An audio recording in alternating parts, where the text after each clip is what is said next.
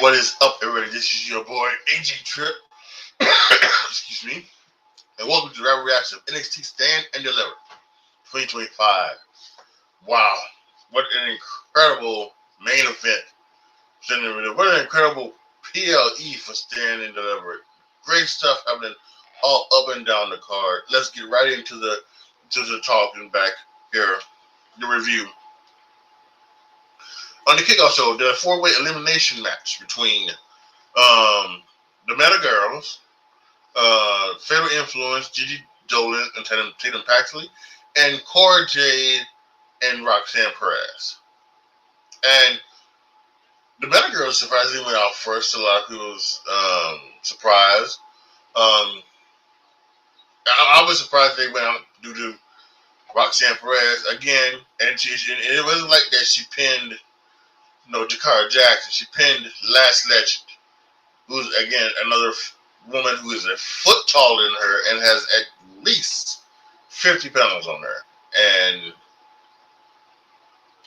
they just continue to have her just beat these women, virtually without any type of other thing going on. And it's ridiculous. I'm sorry. I know when people say, this isn't the 80s or this isn't the 90s, this isn't the 60s, yada, yada, yada. But there's got to be some suspension of disbelief. That's what makes wrestling wrestling. There's got to be some suspension of disbelief. And this isn't a way that you're going to tell me that in a real fight, Roxanne Perez is going to beat Last Legend in a real fight without cheating in some way, or without being dirty and doing dirty tactics. Hit her with a cast iron skillet or something. It's come on. Anyway, speaking of Roxanne Perez, she then walks out on her partner Cora Jade, and Cora Jade takes a pin from Gigi Dolan. So now it's down to Fatal Influence, and Gigi Dolan and Tatum Paxley. They do some really good segments, and they come up and they hit their Tatum Paxley's finisher, and Gigi Dolan adds on to it. I think it was called the Cement Driller or Cement Driver, whatever it was. 1, 2, 3. Gigi Dolan and Tatum Paxley are now your new #1 contenders for the WWE Women's Championship, Tag Team Championship, which is kind of surprising. Obviously, I did not predict I predicted Fatal Influence. But that's okay, and that was one of the ones I should have picked because, again, just the logic of it, I don't think Raquel and Liv are losing. So you would probably, just here, you probably want to go against Babyface. And they were the only true Babyface team, although I think Metaphor and the Meta Girls they were kind of facious in this. And in this thing. I apologize for all of the coughing and things like that.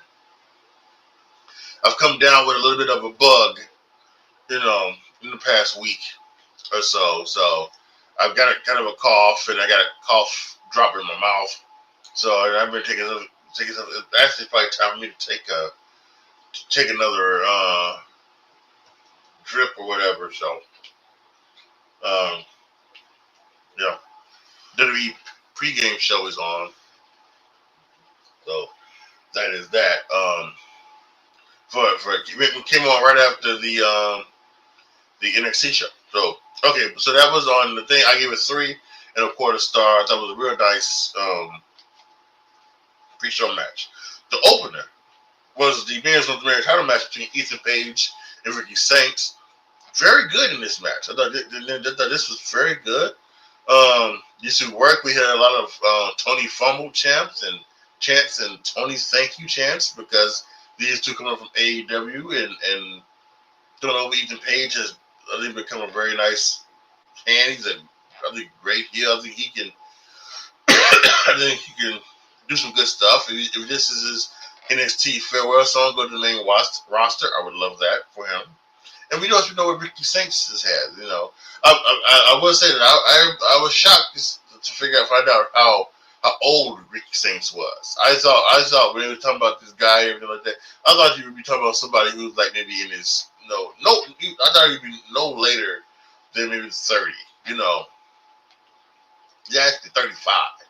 So, but that's neither here nor there.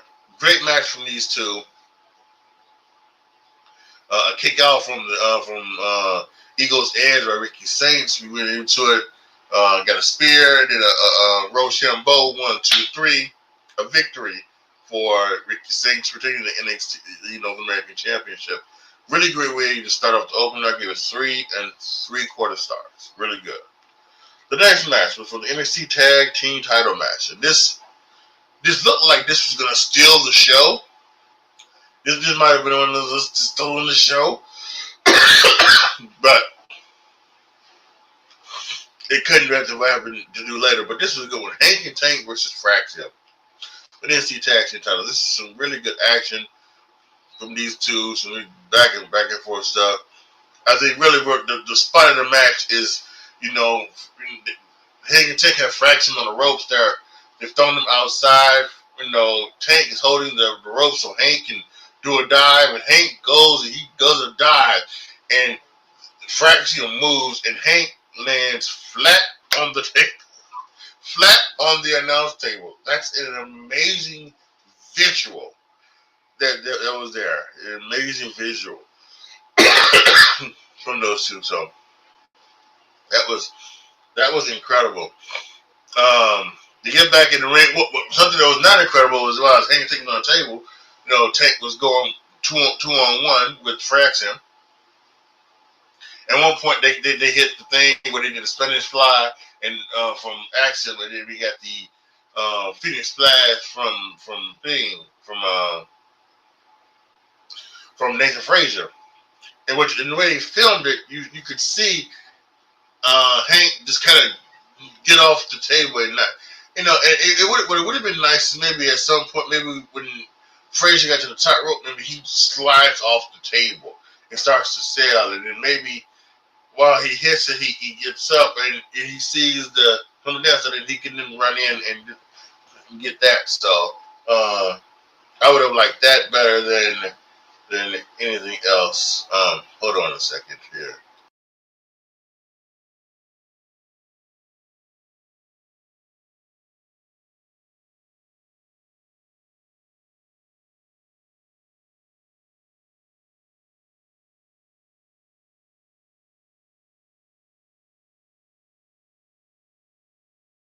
Yeah, again, my apologies for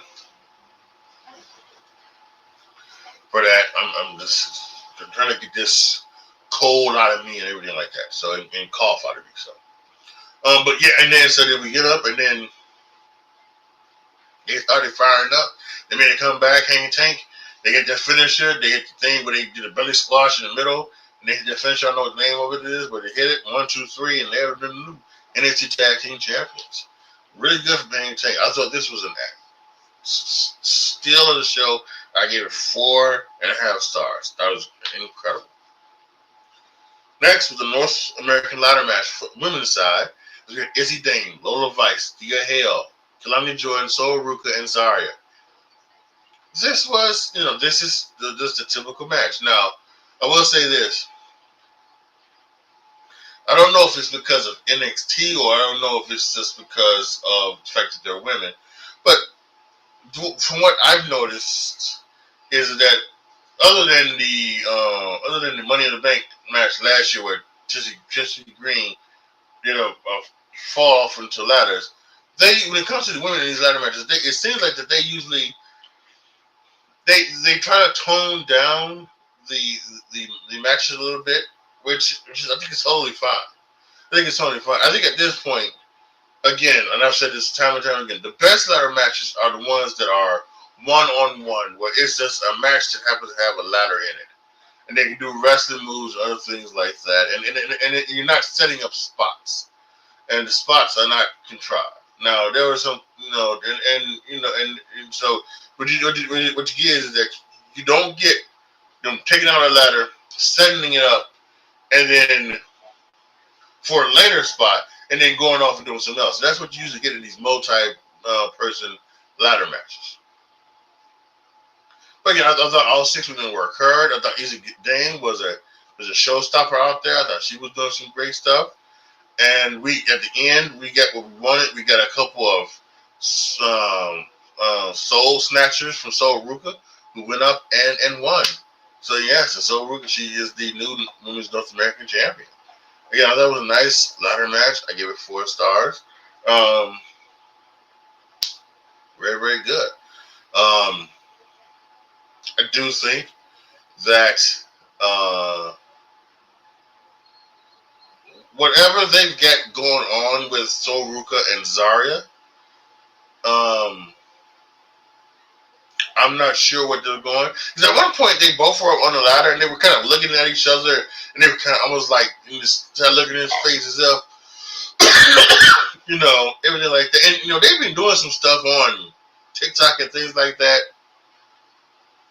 So I don't know. I don't know. I'm not trying. First of all, I don't want to go there, and it's not my business. What their relationship is. But I will say that it did feel like that they were trying to play off that type of relationship type of thing at some point when they was both up there on the ladders. But we'll see where that goes. But again, like I said, Soul Ruka is the new Women's North American Champion, and the match I said again was 4 stars. That was really nice. Next was the 6-man tag between Dark State and the family, D'Angelo family. We had Osiris Griffin. We had Sugar's Snacks or whatever the hell he is, and Deion Lennox, and for Dark State in this one. And like I say all the time, I like to quote Dave Chappelle on this one. When you have a group of people that involves a bunch of black guys and one white guy, and Osiris and Sugars and Deion are the black guys, and Cutler James, he's the white guy. The white guy is all Dave Chappelle like to say, the white guy is the dangerous one. Because what the fuck did he do to get those black guys respect? Just he can join their crew. What the fuck did he do that made him say, we gotta have that white boy in our group? So I always go back to that because I find that funny. So but the Color James were on the outside. And this was a nice match. I think the story here was what was going to happen with Stax and D'Angelo, and obviously when we came down to it, the end saw Stax and D'Angelo. Stax had a crowbar, and they did a hug, and Tony D'Angelo turned his back. He was waiting for it. He was waiting for the turn. He was waiting to see if Stax was gonna stab him in the back, hit him in the back with the crowbar, and Stax gave it to the referee. And Tony had to look his, family. But then, of course, bam, Dick Kick City, and he left him there to get super powerbombed by Dark State. 1, 2, 3, Dark State is your victory. It was a 3-star match, but really this was about Stax turning on the D'Angelo family. Later on, we saw Stax leaving, and Luca Cusafino was out there. He asked him what the hell was going on. He said that he would talk to him later about it, and he would let him know what was going on. You see him Tuesday. So we're gonna find out Tuesday what was going on. Now, some people was thinking that maybe Stax would be one of the leader of Dark State or something like that. But like I mentioned in my prediction video, they were hitting each other with crowbars, Tuesday night.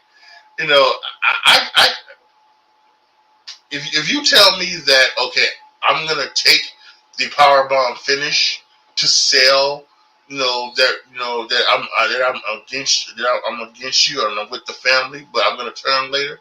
Okay, fine. I can, as we talked about earlier, I can spin my disbelief that you would do that to sell the shock and turn.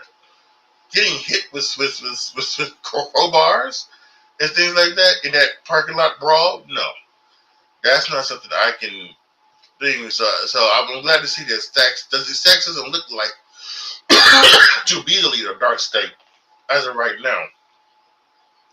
Now what they could do, excuse me, drooling there. But what they could do is that they could afterwards have, have him join Dark State or something like that. Maybe have Dark State come out there and say, why don't you join us? And then maybe he could join Dark State that way. But I don't think he's the leader of Dark State as of right now. So, but again, very standard 6-man tag, 3 stars. The women's title was on the line. Stephanie McCure, the champion, took on Julia, Jordan Grace, and Jada Parker in a fatal 4-way match.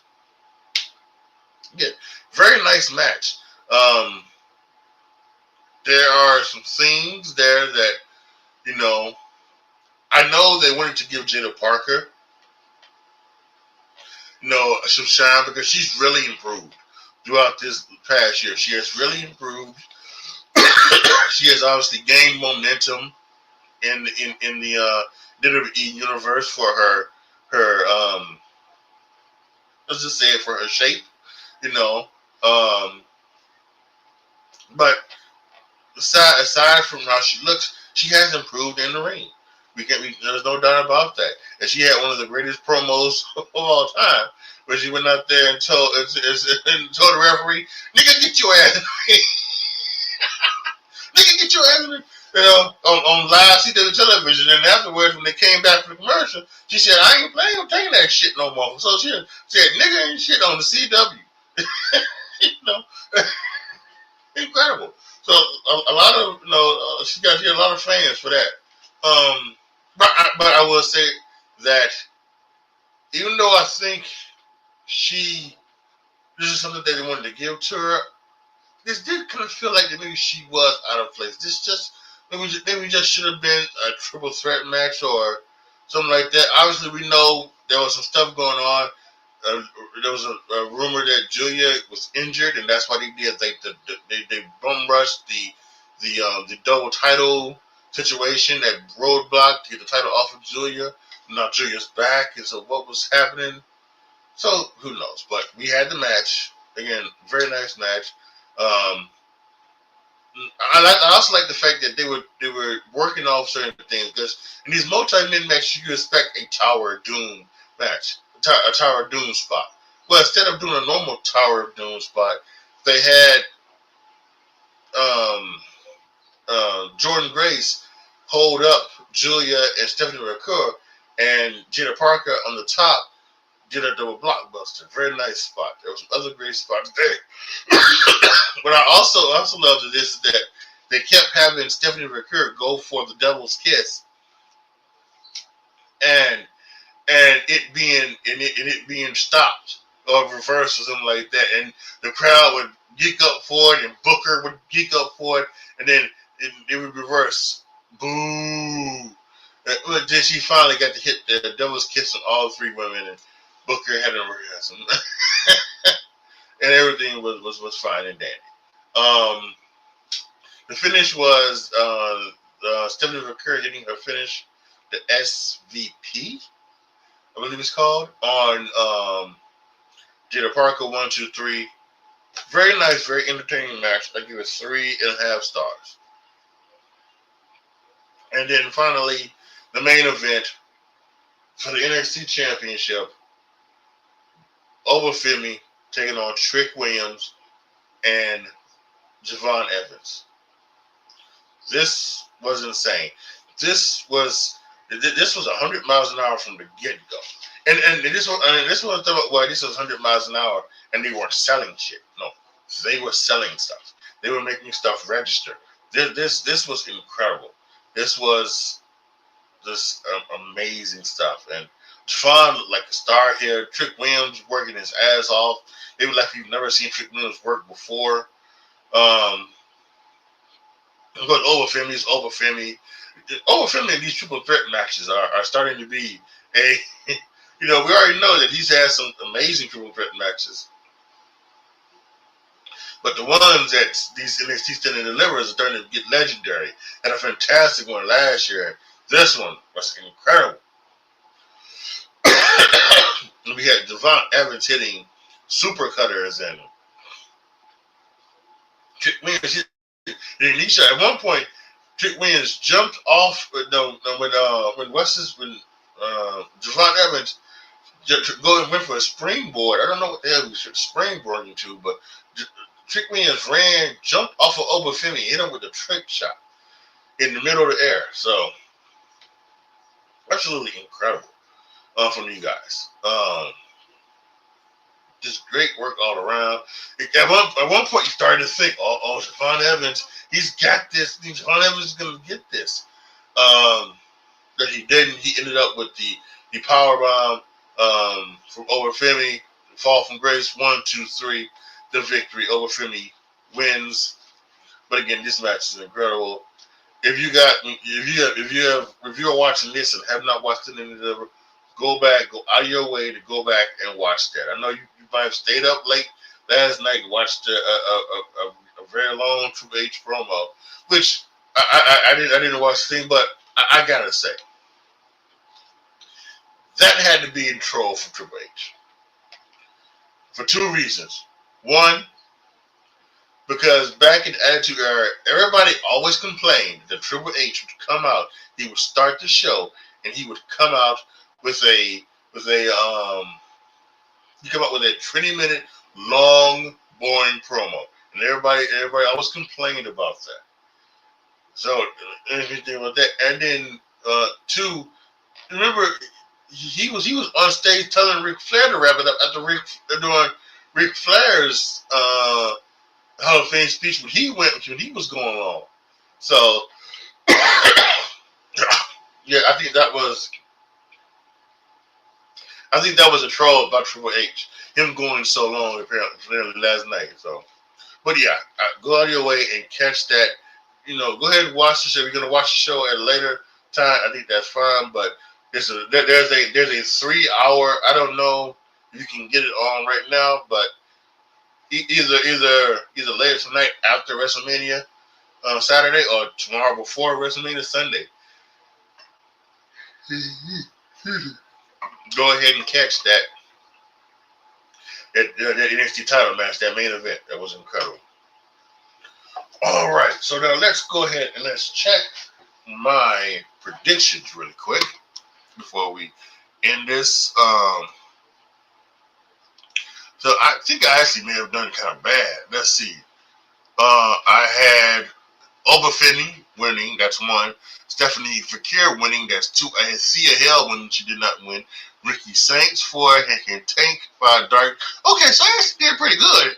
I had Obafemi, Stephanie Fakir, Ricky Saints, Hank Tank, and Dark State. I lost Sia Hale. That was Soruka. And Fatal Influence. That was actually Gigi Dolan and Tatum Paxton. So I went 5-2. NXT Stand and Deliver. That's actually pretty good. I have been saying this seems like that this weekend was a very hard weekend to predict. Because anything and everything go not only in NXT but on the WrestleMania card as well. So there we have it. We've got about 2.5 hours to go before WrestleMania actually starts. Again, like I said, the pre-show is on right now on Peacock. So make sure you guys go over there and get it.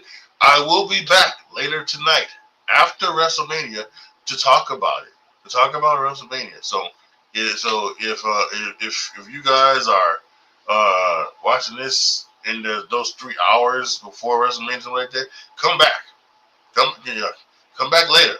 It's gonna be there. So, all right, guys. Thank you guys so much for watching. This is your boy AJTRIP signing off. Let me take this down, make sure. Signing off. As always, y'all, be good to each other, y'all. Be careful out there. And I am out.